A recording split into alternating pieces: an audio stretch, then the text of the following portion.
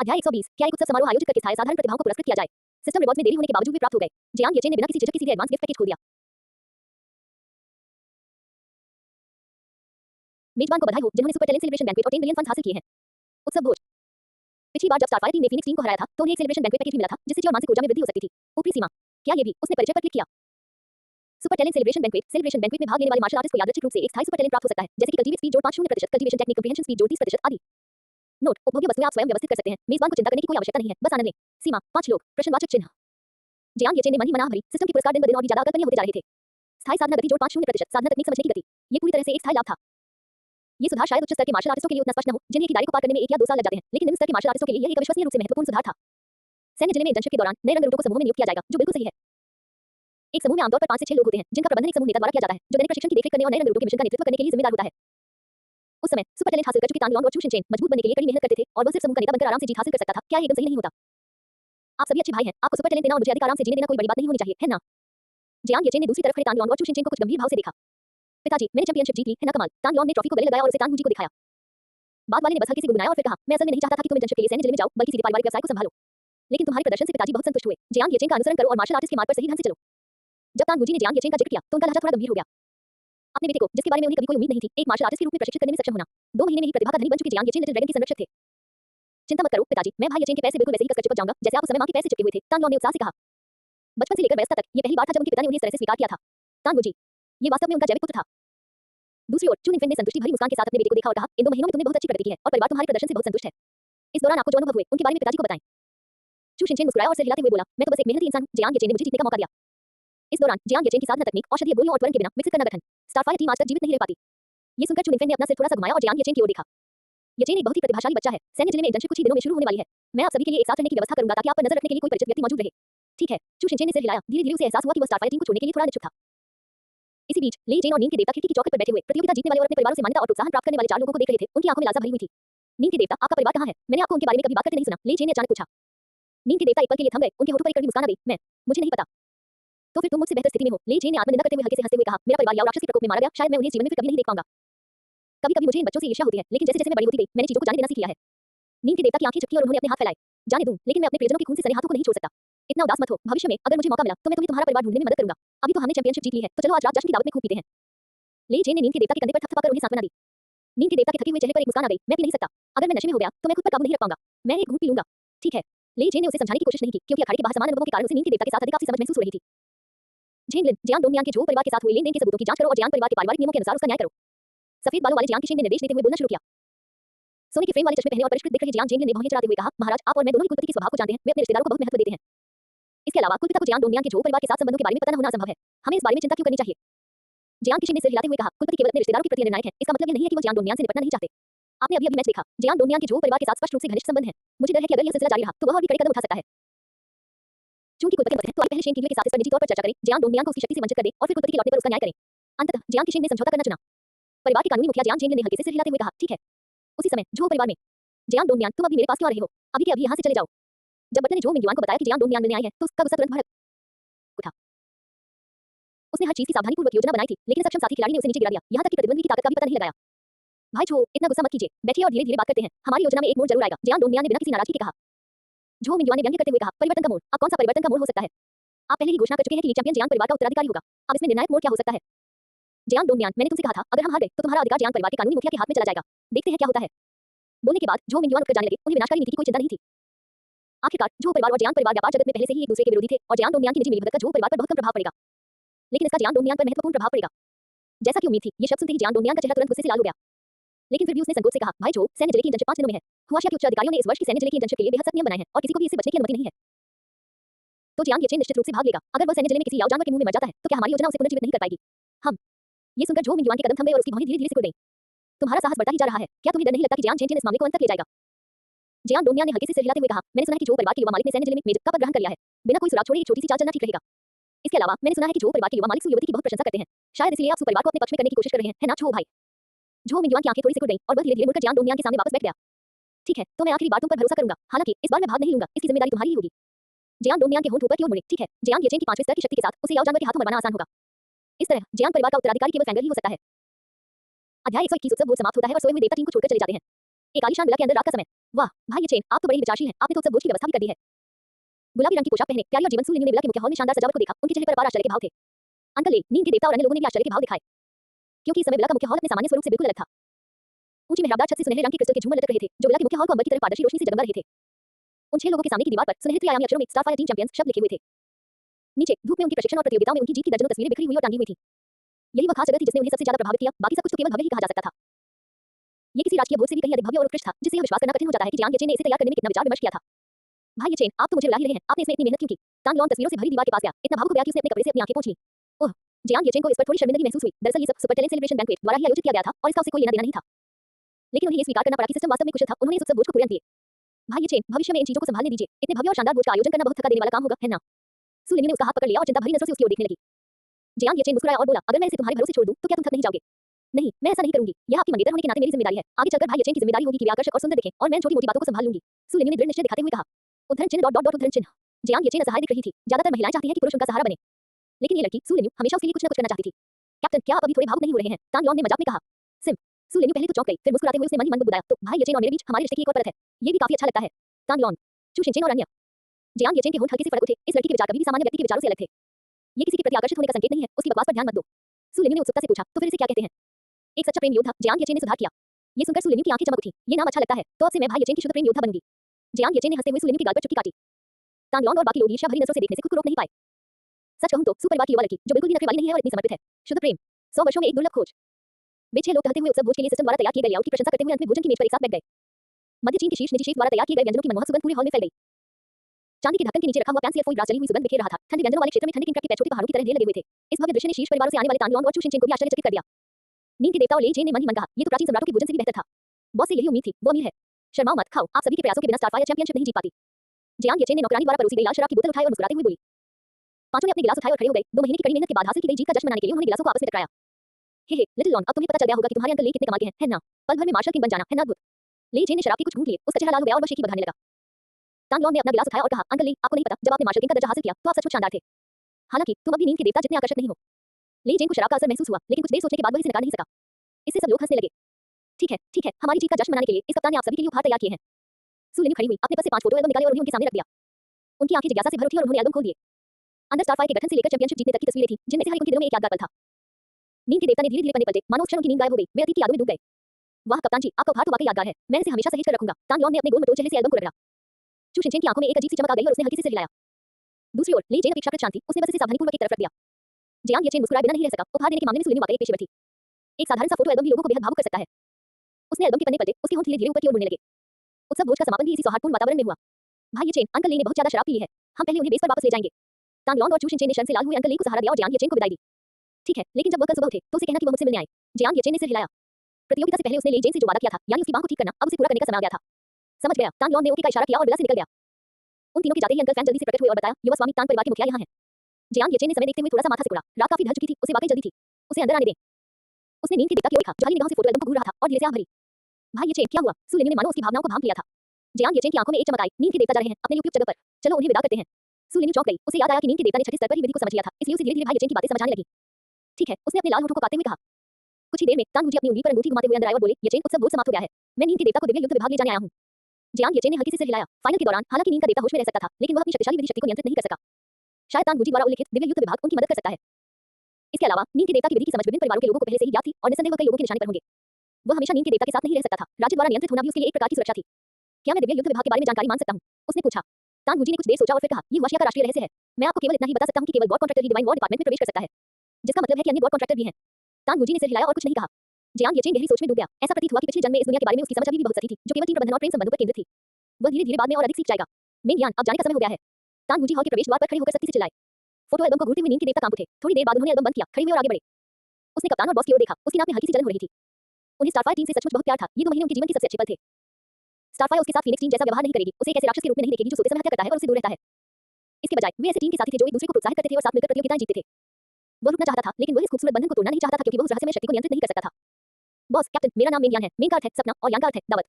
मैं एक आम इंसान की तरह ही अच्छी नींद लेना चाहता हूं। कृपया मेरे जाने के लिए क्षमा करें।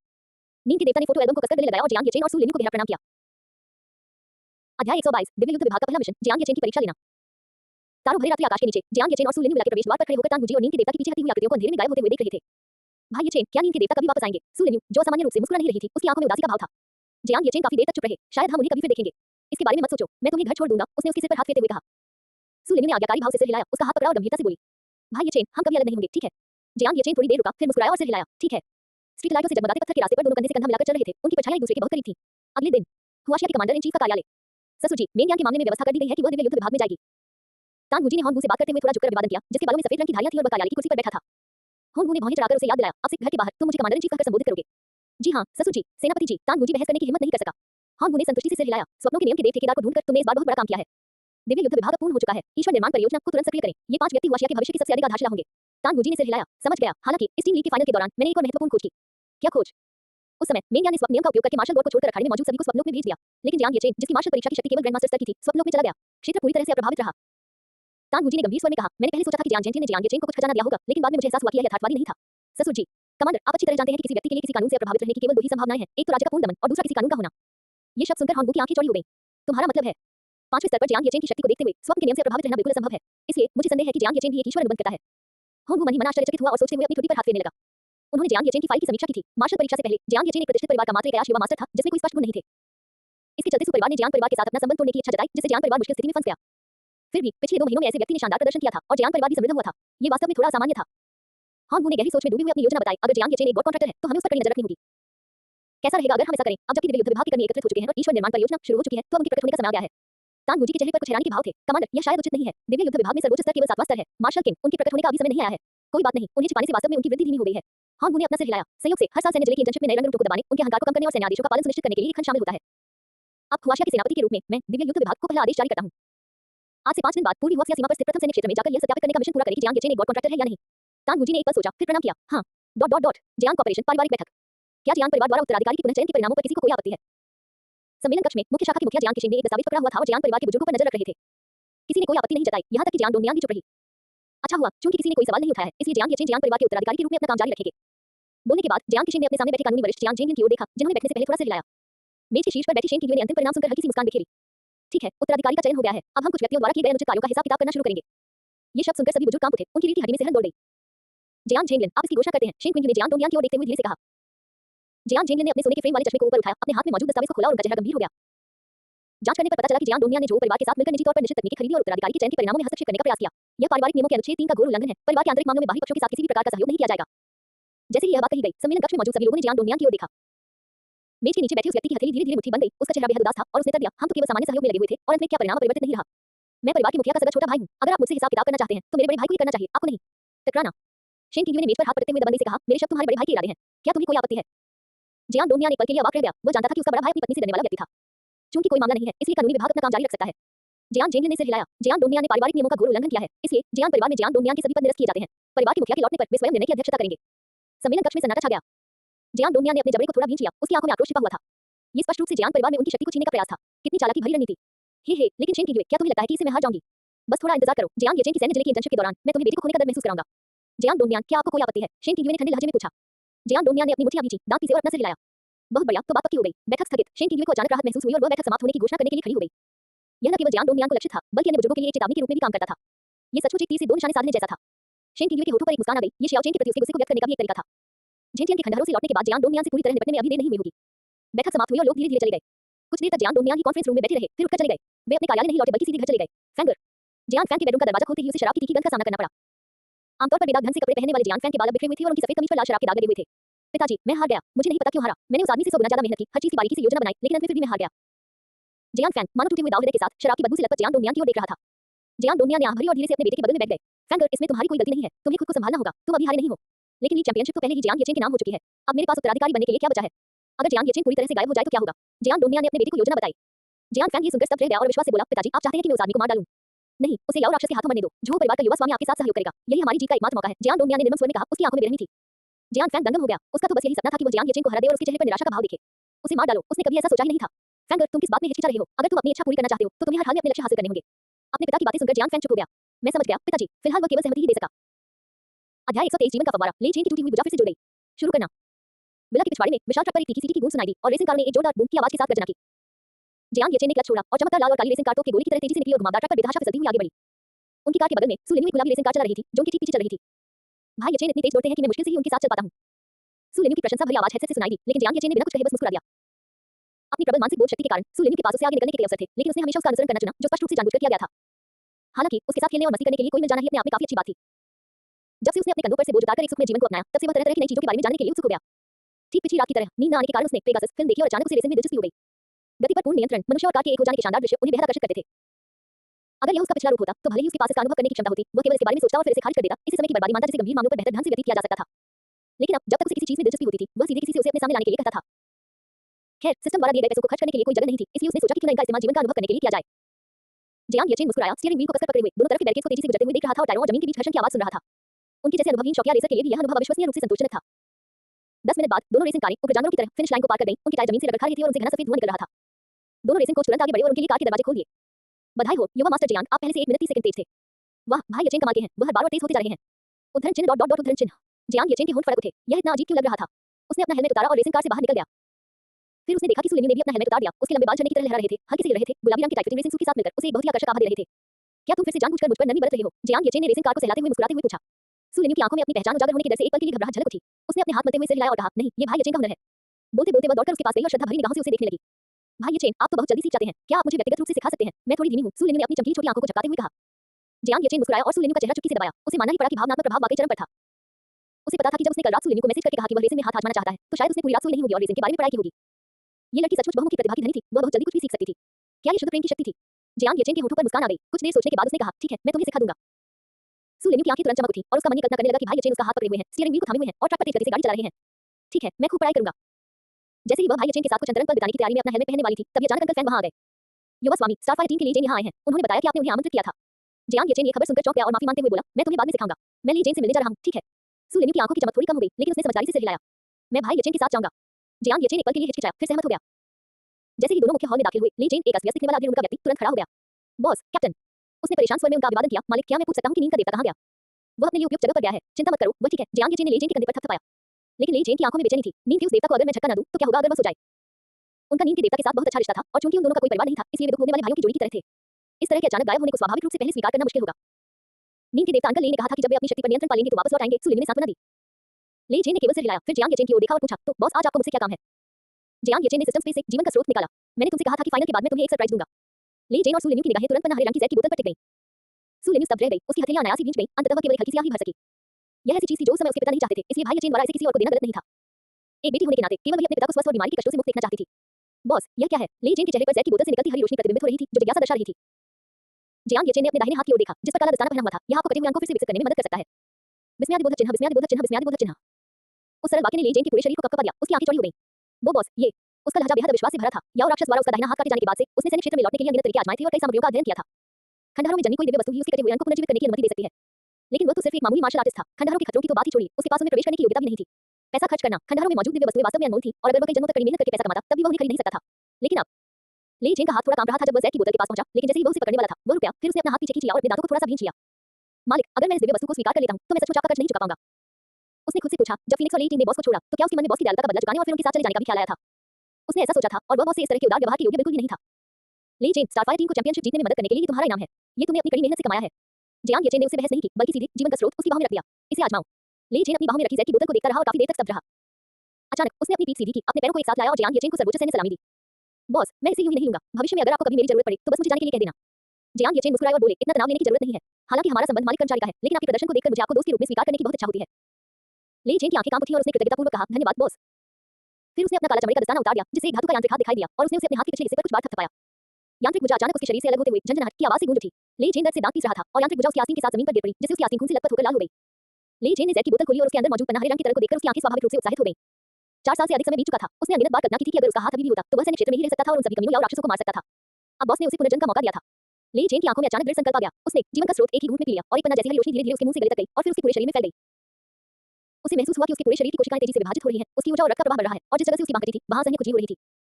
ली जेन ने अपनी खाली दाहिनी बांह की ओर देखा, मानो कुछ भी मिटाने के लिए हाथ बढ़ाने ही वाला हो। लेकिन अगले ही पल कुछ बेहद चौंकाने वाली घटना घटित हुई। खून से लथपथ खाली आस्तीन तेजी से भरने लगी और कब से एक खून से सना हुआ हाथ निकला, जिसमें धीरे-धीरे रक्त वाहिकाएं उंगलियों की हड्डियां और त्वचा बनने लगी।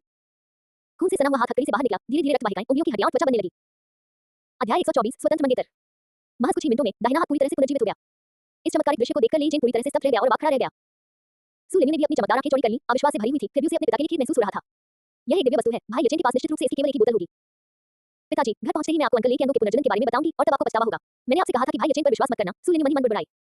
जियांग यचेन ने ली जेन के पुनर्जीवित हाथ की जांच की और हल्के से सिर हिलाया। इस प्रणाली की दैवीय शक्ति, इस अंग के पुनर्जनन की गति वास्तव में सराहनीय है। आपको कैसा लग रहा है? उसने पूछा।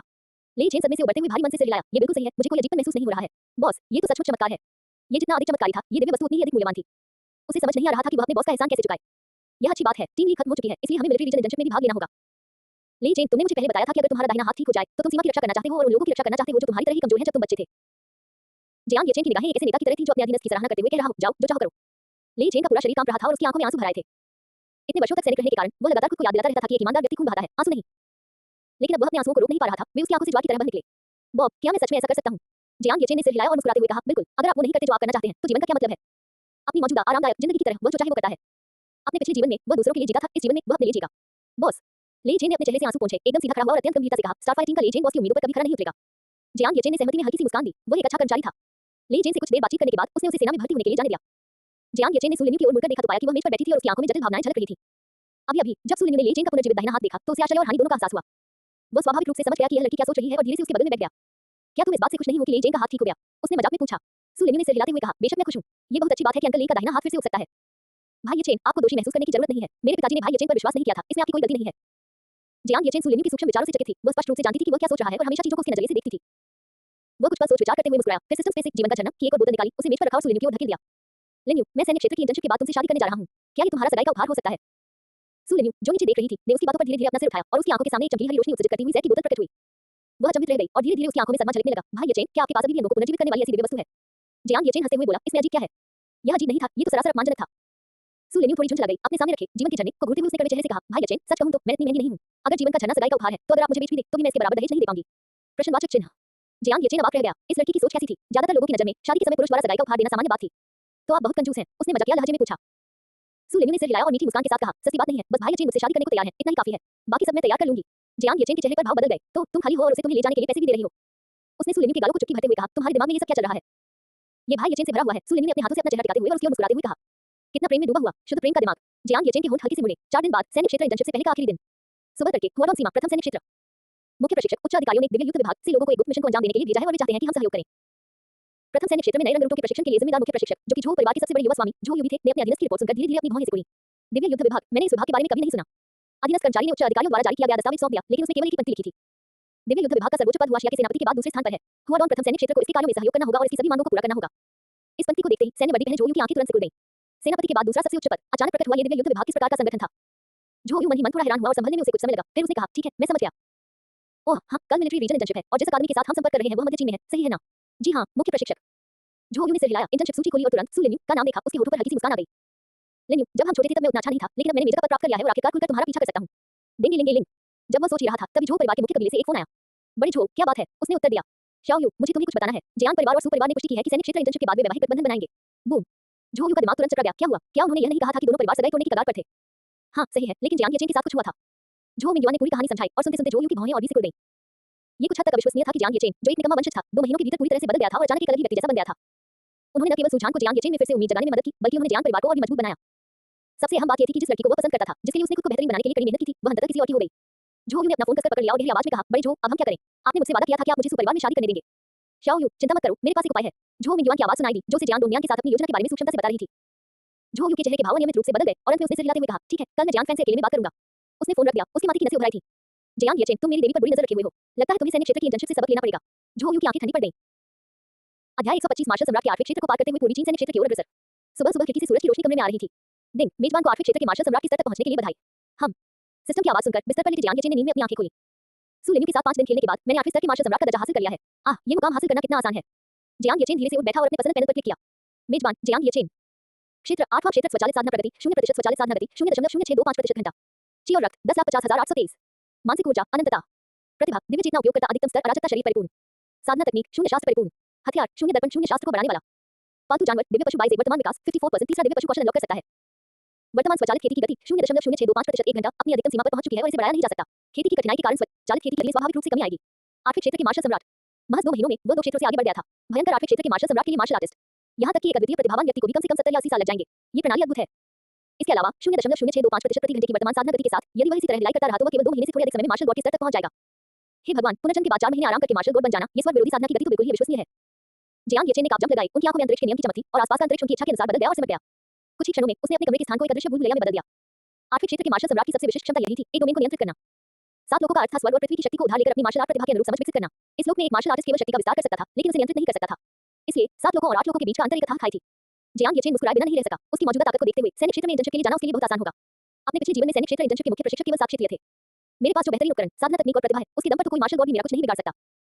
अपने पिछले जीवन में सैनिक क्षेत्र की इंटर्नशिप से ठीक पहले वे छात्र प्रशिक्षक मध्य चीन से कई प्रतिभाशाली लोगों को बुलाकर प्रदर्शन करवाते थे ताकि नए रंगरूपों के अहंकार को दबाया जा सके और उन्हें भविष्य के प्रशिक्षण के दौरान आदेशों का पालन करने के लिए मजबूर किया जा सके। अपने पिछले जीवन में उसे पूर्वी चीन युद्ध क्षेत्र के प्रतिभाशाली लोगों द्वारा प्रताड़ित किया गया था और बुरी तरह पीटा गया था। इस बार मुझे पलटवार करना होगा। जियांग येचेन को अच्छी तरह याद था कि वे प्रशिक्षक नए रंगरूपों को ये कहकर लुभाते थे, अगर तुम हमसे जीत जाओगे तो तुम्हें प्रशिक्षण नहीं लेना पड़ेगा। हे मेरी ताकत के साथ ऐसा लगता है जैसे कोई अधिकतम स्तर का बॉस नौसिखिए के गांव में आ गया हो। क्या इसका मतलब यह नहीं होगा कि मुझे ट्रेनिंग नहीं करनी पड़ेगी और मैं अपनी आलसी जिंदगी जीना जारी रख सकूंगा? जब वह वहां लेटा हुआ ठंडा तरबूज खा रहा था तब दूसरे नए रंगरूप चिलचिलाती धूप में बैठे थे, ये सोचकर उसे हंसी आ गई। वाह, क्या बढ़िया स्थिति है। जियांग येचेन ने हंसमुख मन से हाथ मुंह धोकर अपने कमरे से बाहर निकल गया। मां, क्या आप हमें सैनिक क्षेत्र में ले जाने के लिए यहाँ आए हैं? जैसे ही वह बैठक कक्ष में दाखिल हुआ और सूर्य द्वारा बनाए गए प्यार भरे नाश्ते का आनंद लेने ही वाला था कि उसकी मां उसके सामने प्रकट हो गई। आज अकादमी लौटने का दिन था और नए रंगरूपों को अपने आवास और दैनिक आवश्यकताओं की व्यवस्था करने के लिए सैनिक क्षेत्र में समय से पहले पहुंचना आवश्यक था। शेन किंग ने हल्की से सिर हिलाया, खाने की मेज पर रखे लंच बॉक्स को देखा और नापसंदी से कहा, तुम बड़े हो गए हो, फिर भी तुम्हें लिनू की देखभाल की जरूरत है। आपसे उठो और अपना नाश्ता खुद बनाओ, लिनू को अब और परेशान मत करो। ये सुनकर जियांग येचेन की आंखें चमक उठी। ठीक है मां। लेकिन इससे पहले कि वह अपनी बात पूरी कर पाता, अपनी मां के बगल में बैठी सुलिनू ने तुरंत अपनी मां की बांह पकड़ ली और प्यार से बोली, चाची नहीं, अगर भाई येचेन नाश्ता नहीं कर पाएगा तो मैं बहुत दुखी हो जाऊंगी। मौसी, चिंता मत कीजिए, मैं अपना और भाई येचेन का अच्छे से ख्याल रख सकती हूँ। कृपया मुझे भाई येचेन के लिए नाश्ता बनाने से मत रोकिए। Shane Qing. जियांग येचेन ने असहाय होकर कंधे उचकाए और मासूमियत भरे भाव से अपनी मां की ओर देखा। देखा, मैं क्या कर सकता हूँ? शेन किंग सुलिनू के बहकावे में आ गई और उसने केवल सिर हिलाया। तुम सचमुच एक बुरी लड़की हो। अगर तुम्हारे चाचा मुझसे सुबह 5 बजे उठकर नाश्ता बनाने को कहे तो उनकी खैर नहीं। उसने अपने बेटे को घूरकर देखा। अगर तुमने फिर से लिनू को पहले की तरह परेशान करने की हिम्मत की तो मैं तुम्हारी टांगें तोड़ दूंगी। जियांग येचेन ने चूजे की तरह सिर हिलाया। उसने अपने पिता का वैवाहिक जीवन देखा था। एक गरिमा में मार्शल गॉड को अपनी सिचुआन चोंग की स्थिति मां का सामना करते समय आज्ञाकारी रूप से एप्रन पहनकर रसोई में प्रवेश करना पड़ता था। इसके अलावा घर का सारा खर्चा उसकी मां संभालती थी। जब भी उसके पिता को पैसों की जरूरत होती, उसे गिड़गिड़ाना पड़ता था, फिर भी वह उनके सामने अपनी इज्जत बचाने की कोशिश करता और कहता कि वह घर का मुखिया है और पैसे जुटाना उसके लिए आसान है। तस तस तस। जियांग येचेन ने इस बारे में सोचा और निष्कर्ष निकाला कि सच्ची प्रेम से जन्मी मंगेतर बेहतर होती है। वह मुस्कुराया और सुलिनू द्वारा बनाया गया नाश्ता खोलकर अपने दिल में एक सुखद अनुभूति के साथ उसे खाने लगा। सुलिनू ने हमेशा की तरह मीठी मुस्कान बिखेरी और उसे खाते हुए देखा। जब वह उसे अपने द्वारा बनाया गया नाश्ता खत्म करते हुए देखती थी तो उसके चेहरे पर हमेशा अपार खुशी का भाव आ जाता था। खाना खाने के बाद उनकी मां दोनों को अकादमी ले गई और रास्ते में उन्हें कई निर्देश देती रही। पूर्वी चीन की सीमा पर भीषण गर्मी पड़ रही है, लिनू आपको धूप से बचाव पर ध्यान देना चाहिए। शाओ चेन, सैनिक क्षेत्र का प्रशिक्षण कठिन होता है और जंगी मिशनों को अंजाम देने में कुछ खतरे भी होते हैं। आपको सावधान रहने की जरूरत है और घर की तरह लापरवाह नहीं होना चाहिए। उद्धरण चिन्ह डॉट डॉट डॉट उद्धरण चिन्ह। जियांग येचेन अपनी मां द्वारा तैयार किया गया सूटकेस लेकर उनकी लगातार शिकायतें सुन रहा था और उसके होंठों के कोने पर नया सी एक मुस्कान आ गई। वह अभी वैसी ही चिंतित मां है। जब वे अकादमी पहुंचे तो उनकी मां को उन्हें सैनिक क्षेत्र जाने वाली कार में बिठाने का भी समय नहीं मिला था कि उन्हें एक फोन कॉल आ गया और उन्हें वहां से जाना पड़ा। पिता की अनुपस्थिति में जियांग को ऑपरेशन के विभिन्न मामलों की जिम्मेदारी उनकी मां पर आ गई, जो वास्तव में कठिन था। जियांग येचेन ने सुलिनू का हाथ पकड़ा और ट्रेन में चढ़ गया, जो पहले से ही मध्य चीन की स्नातकों से भरी हुई थी, जो सैन्य जीवन के लिए अपनी आकांक्षाओं के बारे में बातचीत कर रहे थे। जैसे ही वह ट्रेन में चढ़ा, कई छात्र चौंक गए और कलम और कागज लेकर उसके चारों ओर जमा हो गए। चैंपियन टीम की कप्तान देवी सु, क्या आप मुझे ऑटोग्राफ दे सकती हैं? युवा मास्टर जियांग, आप कमाल के हैं। आपने एक टीम बनाई और गर्मियों की छुट्टियों में चैंपियनशिप जीत ली। उद्धरण चिन्ह डॉट डॉट डॉट उद्धरण चिन्ह। सहपाठियों से मिली तमाम तारीफों से जियांग येचेन थोड़ा उत्साहित हो गया। उसने विनम्रता का कोई दिखावा किए बिना उन सभी तारीफों को सहर्ष स्वीकार किया। मैंने इतना अद्भुत काम किया है तो मुझे विनम्र क्यों होना चाहिए?